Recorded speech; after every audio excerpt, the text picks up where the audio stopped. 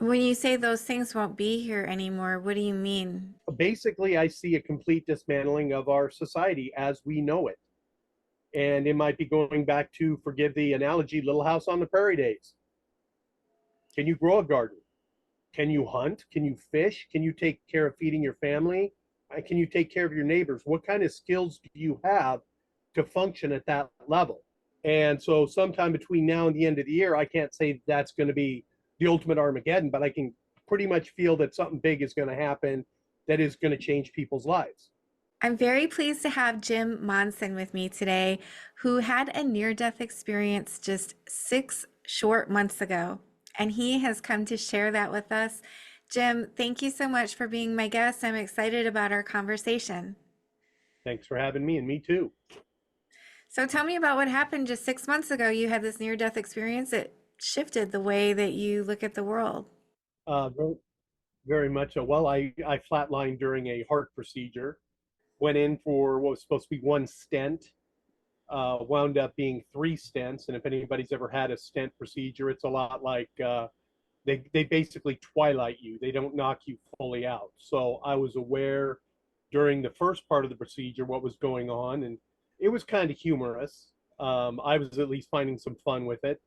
Then they get done with it and said, okay, you're done. So I had to work myself off of the operating table and onto a gurney. And as I was on that gurney, they're wheeling me out of the operating room.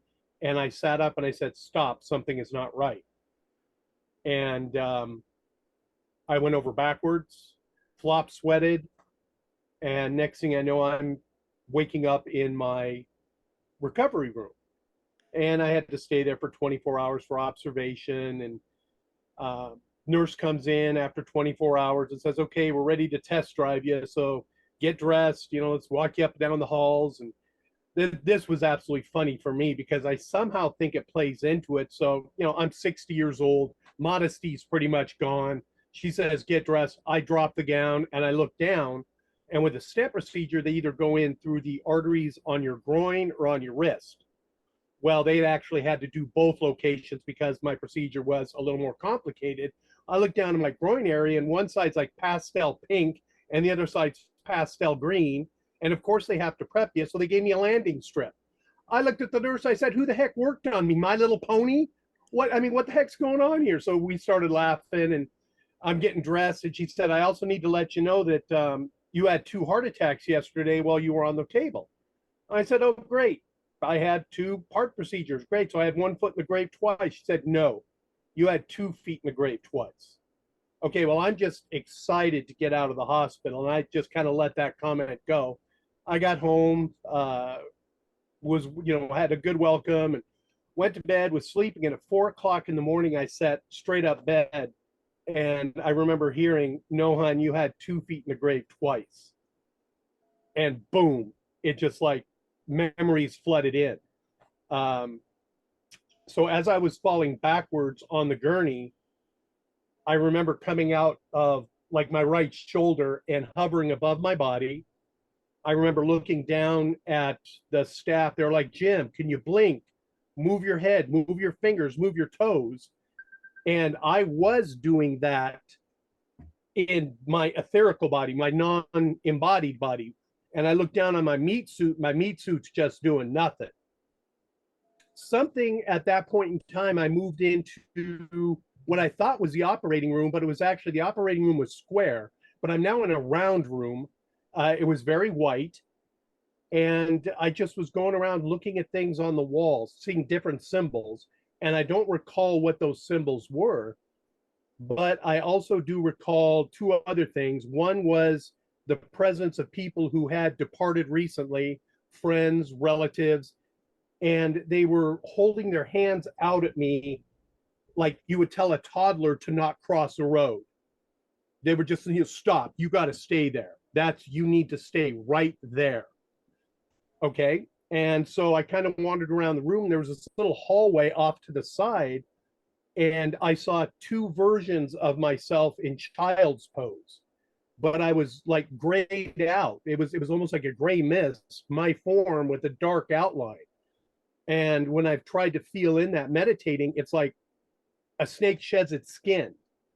two parts of me were left behind. And I know one of them, like we discussed before we started this, was um, there's certain things that I don't feel like I need appreciation for anymore. So it's almost like a death of the ego to a certain extent. And I've never been a big fan of, you know, celebrations for me or anything. I played offensive line in football. So they do most of the work, and the running backs, quarterbacks, receivers get all the glory and praise. So I'm not a big, you know, hey, tell me how great I am kind of guy. But right now, it absolutely does not matter. So there was the other thing that kind of tied into this during the hospital stay was the movie Made in Heaven with Timothy Hutton and Kelly McGillis.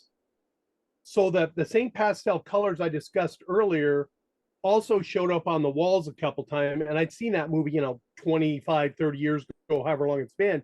And one of the nurses that kept coming in while I'm in my stupid out state looked just like Kelly McGillis. So I'm thinking, okay, I'm going to have to tie this all back together some way, somehow. I'm definitely full of a lot of questions and would like to explore that. So if anybody's doing research on NDAs that can do like regression hypnotherapy, I would love to see what else I missed. One of the other ones was while I was in the hospital, a doctor came in and said, okay, so we need to tell you, you had 2 heart attacks while you're on the table. They were called stent thromboses, thrombosi, however you want to say plural. And she goes, do you know what that is? I said, no, let me take a guess. I said, that's when they were going in with a catheter through my arteries, probably nicked an artery. I had a bleed out and had a heart attack. And she looked at me and said, how do you know that? I said, I don't know. So there are things that I know happened that I'm not recalling at this level of consciousness.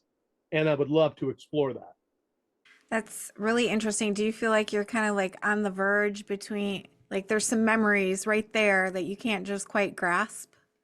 Not really, because I have meditated and felt into this as much as far as I can go. And I can go pretty deep, but either something is intentionally blocking these memories or I'm not meant to see them yet.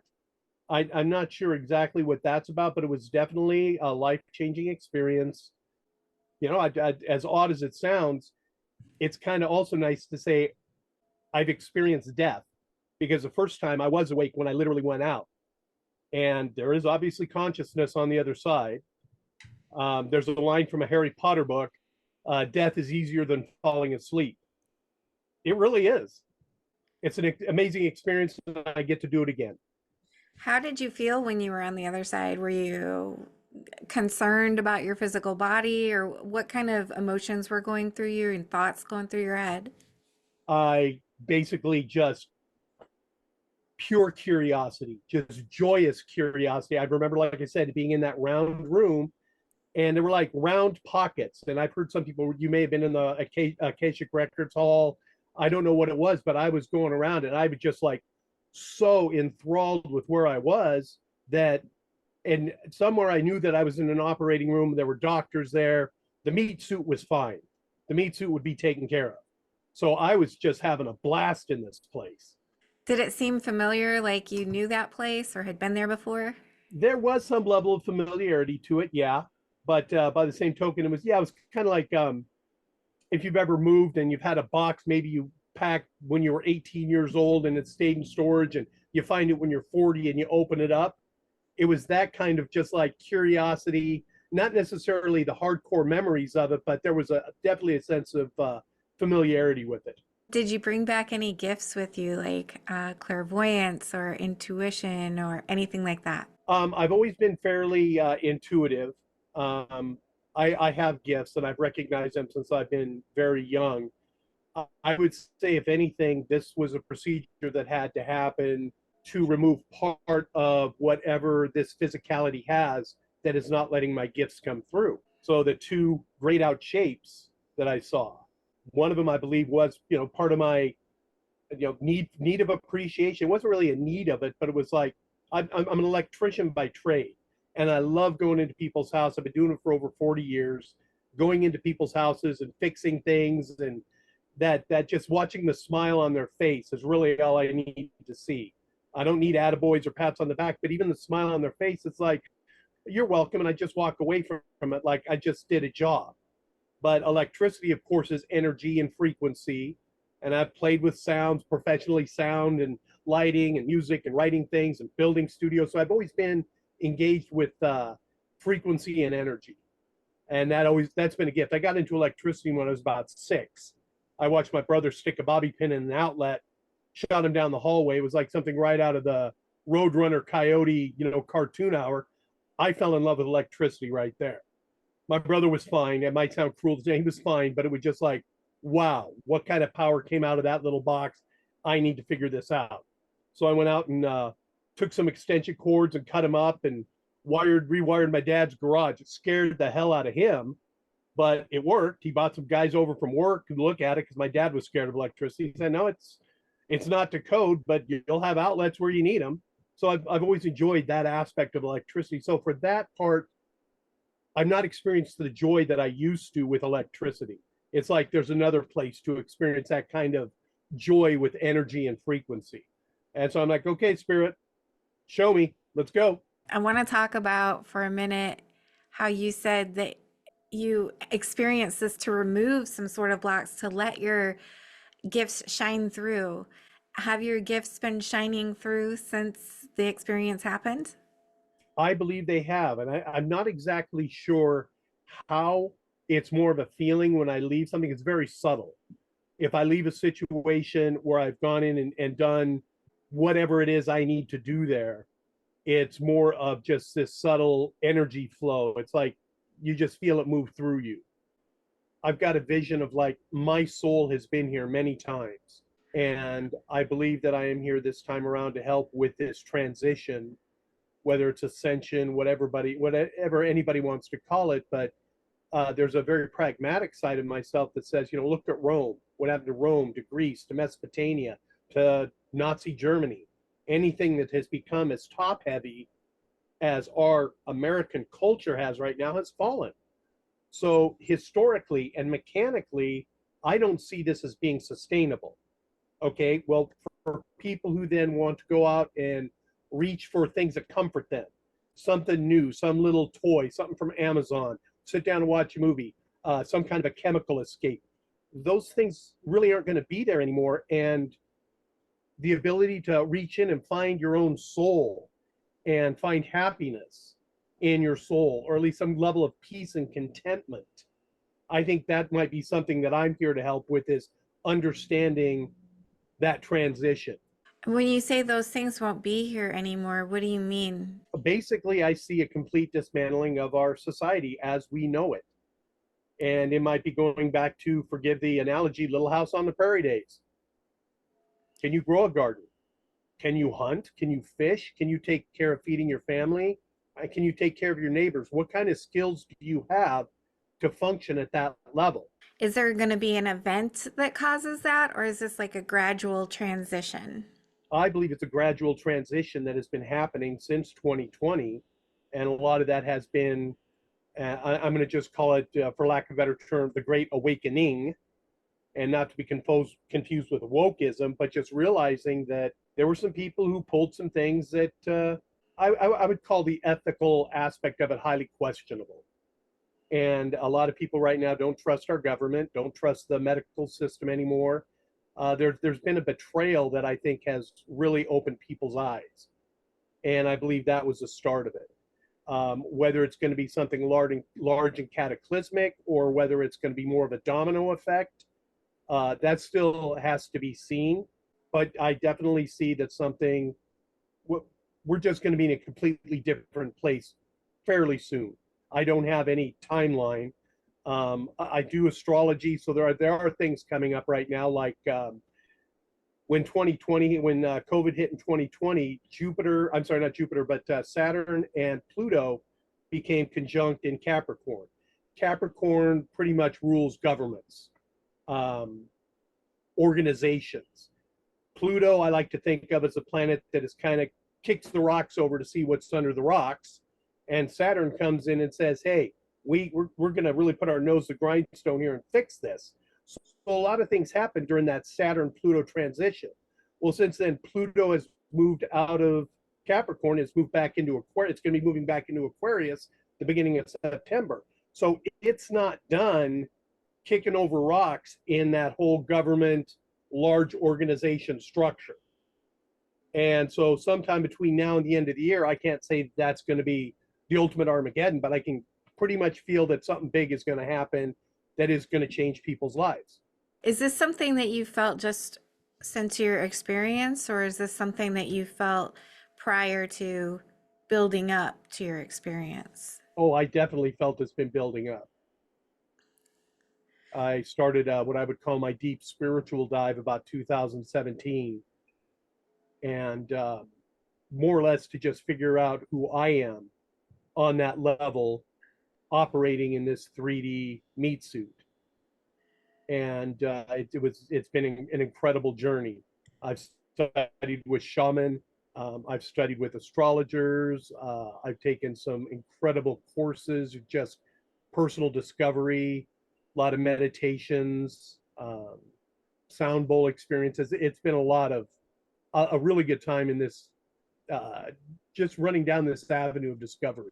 There's been a lot of talk about a solar flash or something along those lines, maybe a star or something like that. How does that resonate with you? And is that something that you foresee in the future? Well, as far as like solar flares, solar flashes, something they refer to on the lines of the Carrington event, is very possible. And we are built on a digital card house. So it really would not take much to knock out the structure of our system, whether it's a computer hack, a solar flare that takes out all the servers, any of that is possible. We're sadly looking at potential worldwide war. And so the use of electronic pulse weapons to take out digital platforms is also very real, because everything really is connected digitally. So if you want to take your enemy down, go after their technology. I mean, any of those scenarios, solar, man-made, but I believe the attack will start somewhere on the digital level, just to get humans back to being humans. You're right. We've become so dependent on the internet, just the internet in general, and also the grid, the electrical grid. Um, I can't imagine not having it. Well, how can we prepare ourselves for these upcoming changes? Is there anything that we can do to ease into it a little bit easier, to quell some of our fear, to prepare ourselves? Well, yeah, that depends on to what level of preparation you want to go to. I mean, obviously, being able to feed and get yourself water, your family water. I mean, going back to basic necessities. And I'm not saying go out and buy a cistern you're going to keep underground and fill it with 400 gallons. If you can do that, great. But find ways to just keep yourself basically functioning, because more than likely the grocery store isn't going to be there. Amazon isn't going to deliver. Um, Learn how to plant a garden. Learn how to just take care of the basic needs: food, water, shelter.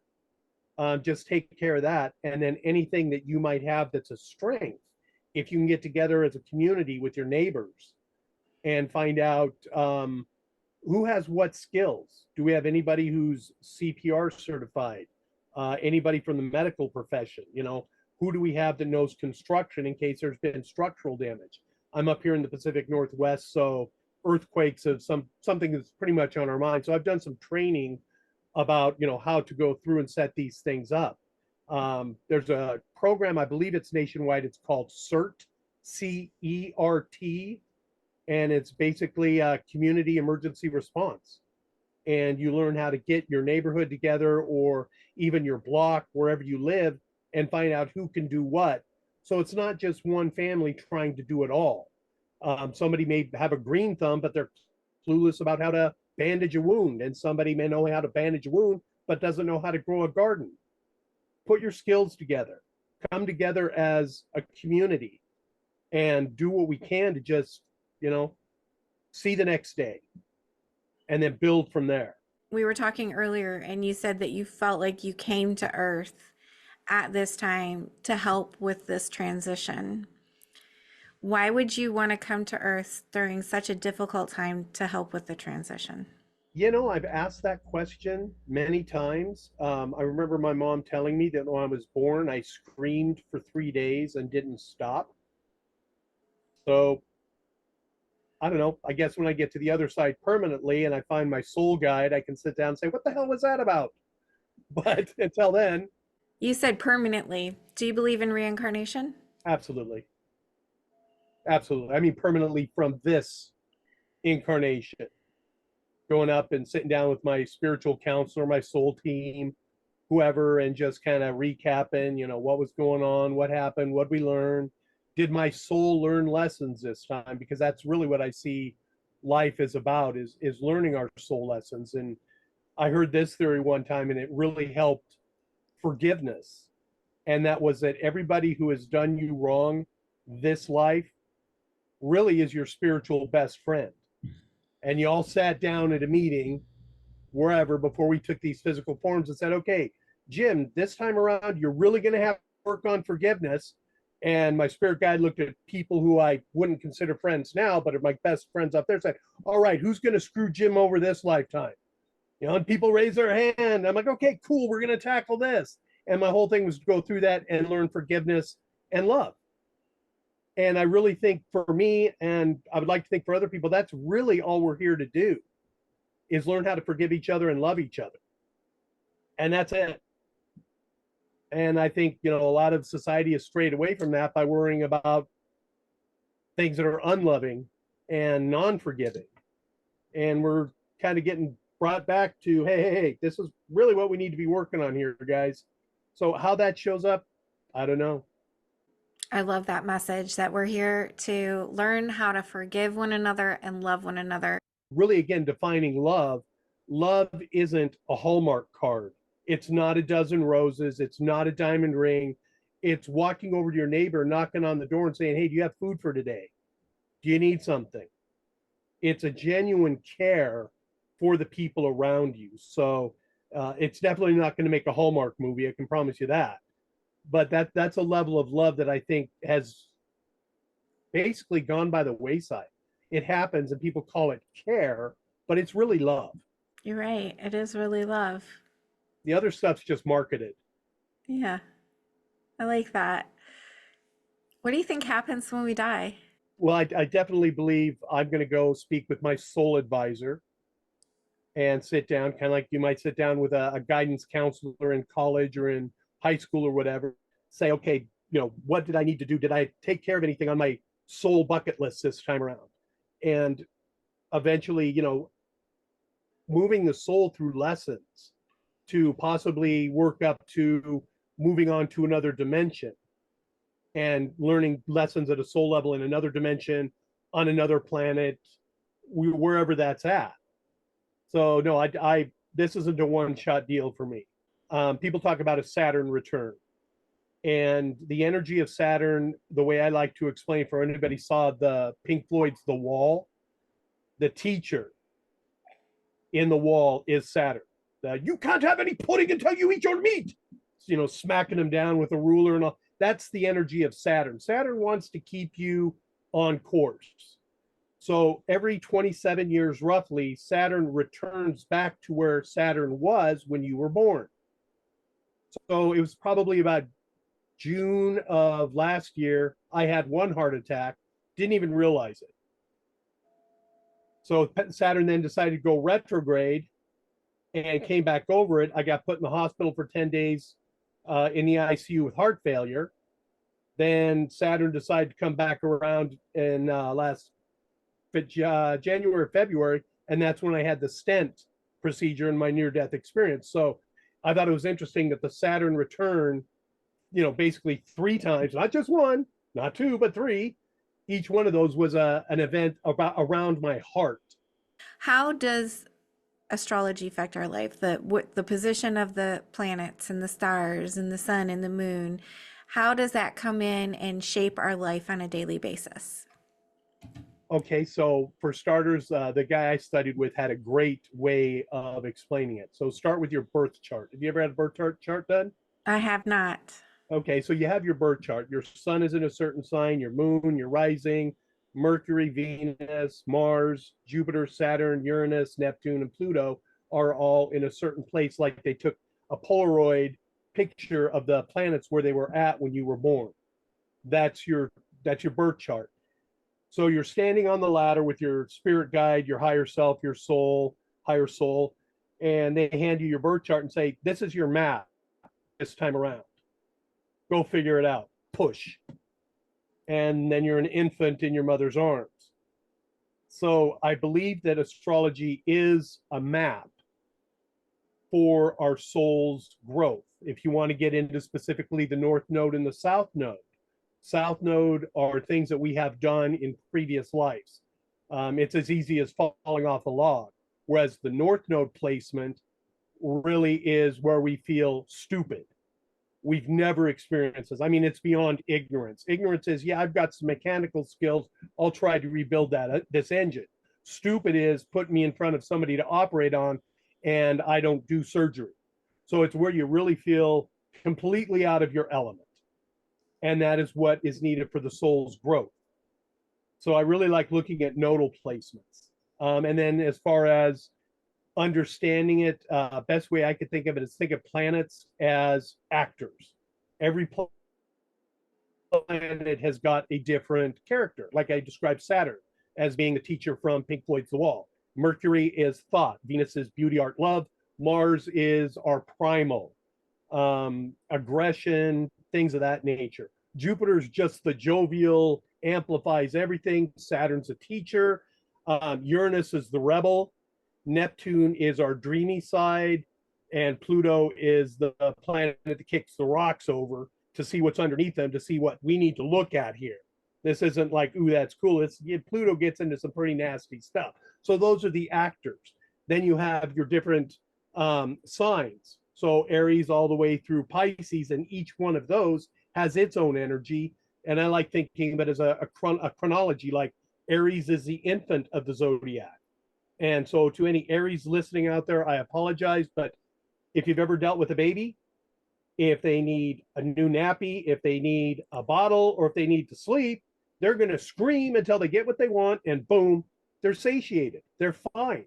They got a lot of Aries people are like that. Then you got Taurus are like the 2-year-olds, Geminis are like the 5-year-olds, Cancers are like pubescent, Leos are like your high school jocks and head cheerleaders, Virgos are college students, Libras are like the college students who got out and life's kicked them around a little bit. They're kind of pretty cool with everything. Scorpios are pretty much, they want to get to the top. Sagittarians are like your 50-year-old eccentric. They really don't give a damn what you think. Remarkably, a lot of the presidents of the United States and CEOs of corporations have been Capricorns. Aquarians are like 70-year-old Sagittarians, and then Pisces are like your octogenarians. They've just got the wisdom, the love, everything of the world. They're just wonderful people, but they're not real energetic. You might be, oh my God, that was such a good thing you just talked about. Hey, do you want to go take a walk? No, I'm good. I'll stay home. So it's just, and I'm painting with really broad brushes here, but it really helps me kind of understand it. So you've got the characters, you've got the signs, and then the houses are basically the scenes, and they kind of follow suit. So first house is the house of me. Aries is the first sign, so it's about me. Taurus is the second sign, second house. Second house is about comfort. You know, what does a toddler want? You know, give me my nap. Let me go play with things. I want to feel it. I want to touch it. I want to taste it. And so it's a very sensual thing. So that again follows through the entire zodiac. So if you put the characters, the action, and the scene together, to me, it kind of helps explain how astrology works in a nutshell. Yeah, that was really helpful. I'm a Pisces, so I was happy to hear that I'm like an old, laid back, wise person. And look at what you're doing here. Yeah, I guess so. What are Yeah. you? I am a Gemini with Libra rising, so I'm a double air sign, but I am also anchored with for any astrologers, an eighth house stellium, where I have Jupiter, my moon, Mars, and Mercury all in my eighth house. And that's Taurus. So that Taurus energy helps. It's an earth energy, helps ground my air. And I don't know if you can see the stuff behind me here. This is what I call my nerd cave bowels. It's my tinker shop. And anything you want to do in here that has to do with whatever, we can do it. So it's that's who I am. That's what I am as far as astrologically. I was just saying, and the eighth house, of course, deals with money, death, sex, and taxes. So, of course, I've always had this kind of fascination with things that are dark, things that might be a little bit most people don't want to look at. So, this whole near-death experience, like I said, I've gone in, I just feel like I walked, 10 feet into the door of a spiritual amusement park and got pushed back out. It's like, no, it's not your turn yet. It's like, I want to go back in. What's going on in there? So you're ready to go whenever it's your time. Whenever it's my time, and the way I joke about it, I had my toe tag stamped twice in that operating room, and the Grim Reaper wouldn't even take me. I started feeling bad about that. Well, that's because you're here to help usher in the new age, like you said, and we need you here. Thank you. If you know a meditation where you can connect your tailbone to the earth, your crown chakra to your highest self, activate your chakras, just get to that place, ask for protection. Anytime you connect at that level, ask for your guardian angel or whatever you want to use for protection for that connection. Think of it as like antivirus for your computer, your internet connection, and ask your higher self, what's next? What's next? And it can come in forms of words, songs. You might see repeating numbers. It's not going to be a clear message like you would get, like we're discussing. It could be for some people, it might work that way, but just really listen and feel. Don't think, feel. What are you receiving? What is that message? It's the original internet, the original what network, and how we connect to it. And just getting back to a place of that instead of, whoop, I got to get on Google and see what's going on this website or what's going on Facebook. That's the outside world. The outside world right now is in a state of transition. I think worrying about or being more concerned about, forget the word worry, being more concerned and excited about what's going on in here and how can I help with this transition is a good place to go. I would, well, considering we're in a moving universe and there are no still parts or places, everything's in transition. So I believe that I have incarnated here to help with this transition. I believe I may have steered off my course and had to brought back, good old Saturn. Hey, get rid of that, get rid of that. Yeah, there you are. Now you're back. So transition is just change. So there's an interpersonal change that's going on with an outside change. A proverb I love, a Chinese proverb, and I'm going to butcher it by paraphrasing it. The one who's in a river that's moving rapidly that clings onto a rock gets beaten to death by the river pounding you into the rock. The one who learns to release that rock and ride the river has a better chance of survival. Yeah, I like that a lot. I've Seems heard more the story of like, when you, so, I don't remember what it was, but the trees that survive are the ones that can bend. They don't snap in the wind. Yep. And they've So, also got to have deep roots. mhm. And those deep roots, I believe, are connecting to Mother Earth as a living being. We have these etheric roots that, like I said, in my meditation, I see it coming off of my tailbone, my root chakra, and whatever level of comfort you want to go down to. I like seeing mine go all the way down to the molten lava in the center core of the earth, and knowing that I am that grounded and I am that safe walking this planet, and I'm that connected. Lead with love and know that everything's okay. It's great advice. Nothing to fear, right? Well, the only thing to fear is fear itself.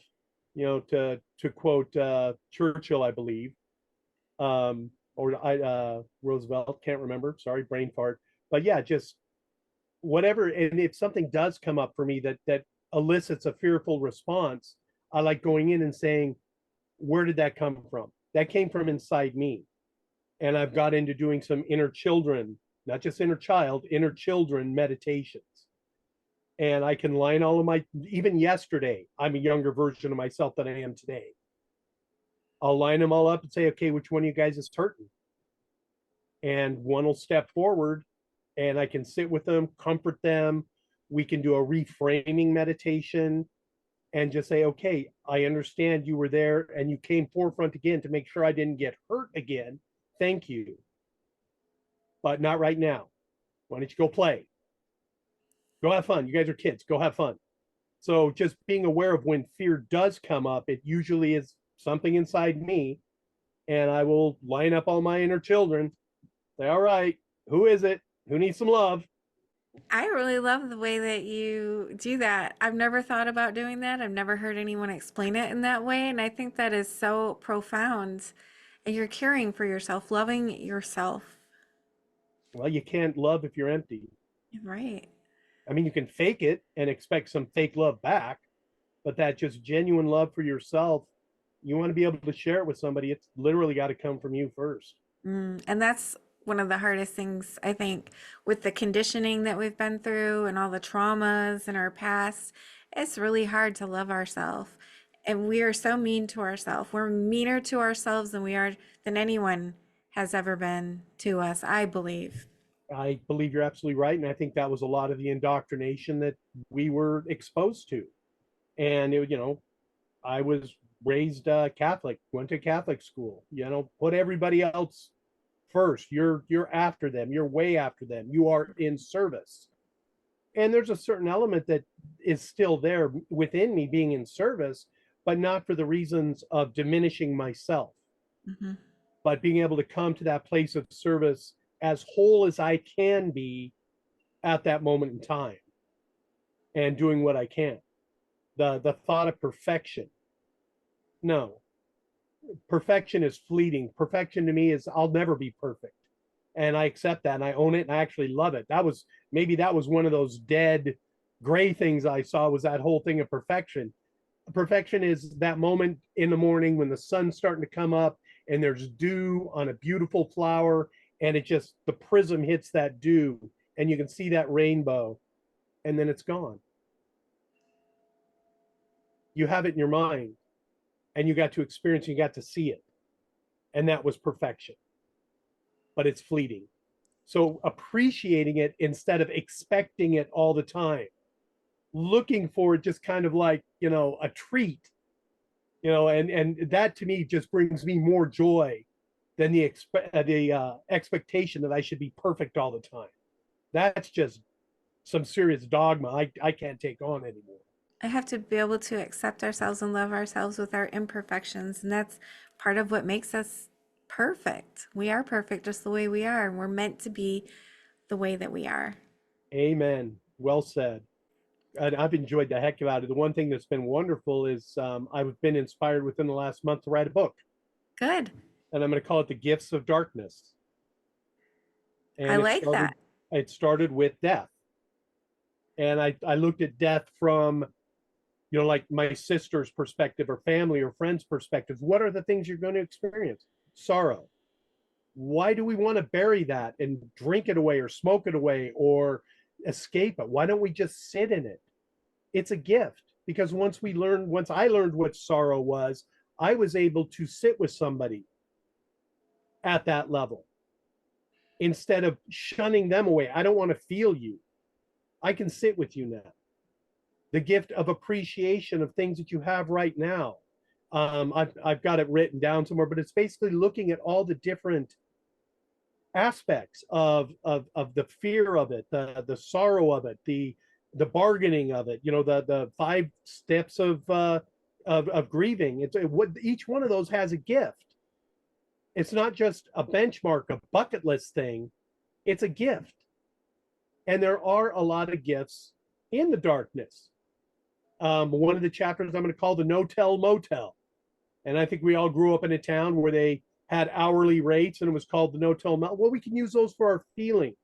And it's okay to feel our feelings. It's okay to emote our feelings as long as nobody gets hurt.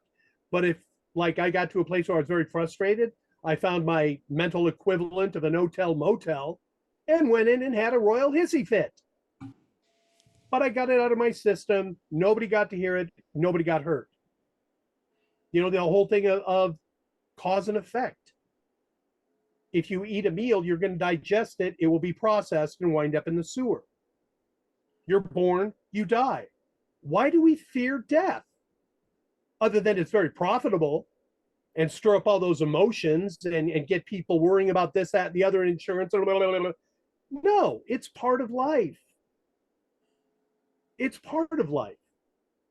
So it'll be fun to explore further on in this book, but I got one chapter written. Well, I'm looking forward to the book coming out. I love that you are writing about a book about the gifts of darkness because we would not know anything was good or bright or light without the contrasting darkness.